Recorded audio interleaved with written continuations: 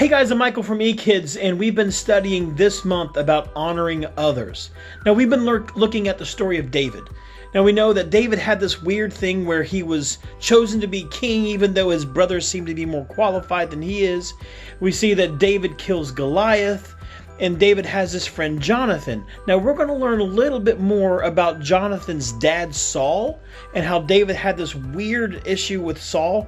And we're going to see what happens that he ends up promising Saul something. So because of this promise, we're going to learn more about this character with a really weird name, Mephibosheth.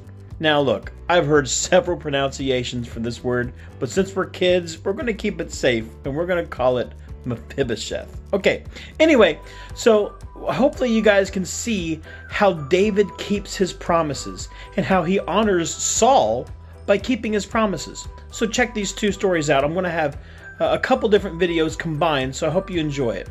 So watch this video. Thanks. This is David. Hey! David was a shepherd who lived in Israel.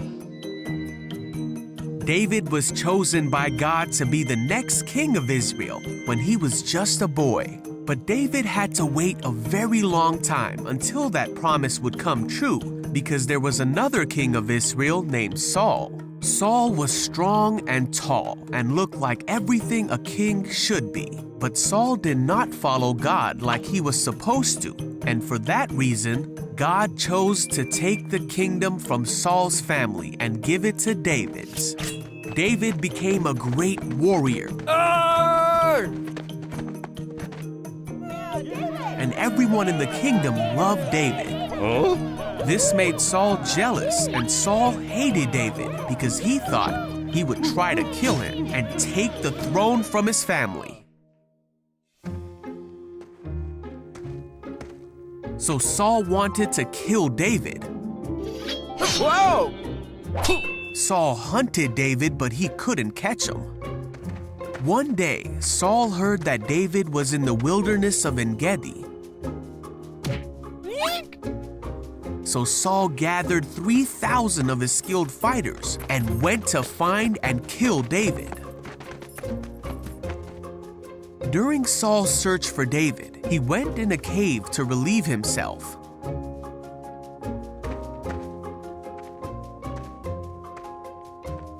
Well, this very cave was the one where David and his men were hiding. And when David's men saw that Saul was unaware that David was there and unable to defend himself, they said, "Now's your chance, David.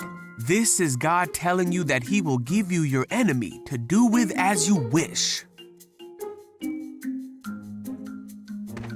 So David crept forward and cut off a piece of Saul's robe. But then David began to think that it was not right for him to take Saul's life. For no matter how much hardship and difficulty Saul had caused him, it was still not right for him to hurt the one who God had placed over Israel. So David told his men to back off, and he did not let them kill King Saul. They waited until after Saul had left the cave. And then David ran out of the cave and shouted after Saul, "My king! Why do you listen to people who say I am trying to harm you? Look, I cut it off, but I didn't kill you. This proves that I am not trying to harm you and that I have not sinned against you, even though you've been hunting me." David went on to promise that he would never harm Saul. David said that God would be the one to protect David and to rescue him from Saul's power. Saul said, "Is that really you, David?" And he began to cry. Saul said, "You are a better man than I. You have been amazingly kind to me today, for when God put me in a place where you could have killed me, you didn't do it. Who else would have done this? And now I realize that you are surely going to be king, and the kingdom of Israel will flourish under your rule. But promise me that when that happens, you will not kill my family."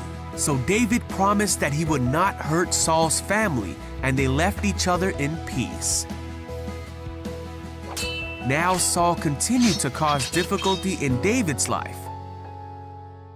But David kept his promise, and in time, David did become king of Israel.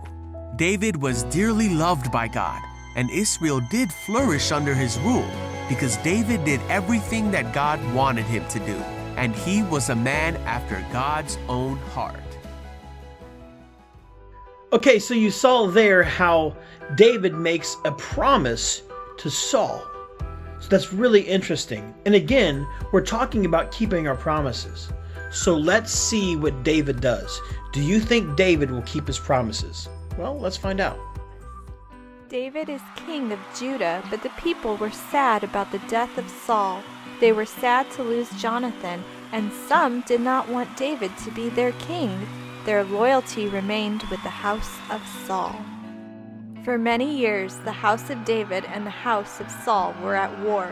The house of David was much stronger, and the house of Saul could not be restored. David's army was victorious, and Saul's army was defeated. Now the crown belonged to David, and on Israel's throne he is seated.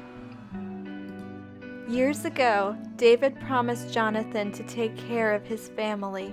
David had searched for Jonathan's relatives so he could bless them graciously. Jonathan had a son who survived the war. Mephibosheth was his name. His nurse dropped him when he was small. His legs were broken and he was lame. David's servants found out where Mephibosheth was hiding. He was brought before David, but inside he was shaking. Jonathan, your father, was my dear friend. Don't be afraid, Mephibosheth, David said. You will inherit your father's lands. Your servants will work the ground and bake your bread.